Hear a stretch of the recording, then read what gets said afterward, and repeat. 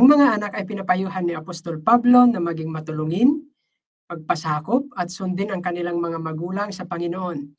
Ang sabi sa Ephesians 6:1 and 2, "Children, obey your parents in the Lord, for this is right. Honor thy father and mother, which is the first commandment with promise."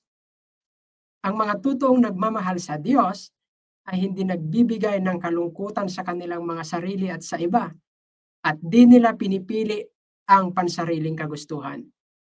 Palagi silang nagsisikap na makita si Kristo sa kanilang mga ugali. Napakasayang isipin na ang mga kabataan na nagsisikap labanan ang kasalanan, naniniwala, naghihintay at nagbabantay sa pagdating ni Kristo, sila'y nagpapasakop sa pamamahala ng kanilang mga magulang. Iniibig nila si Jesus.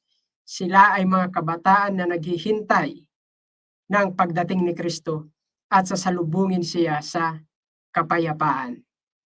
Kaya sa mga anak, sa mga kabataan, palaging ilagay sa inyong isipan na ang pagsunod sa mga magulang ay mayroong pangako.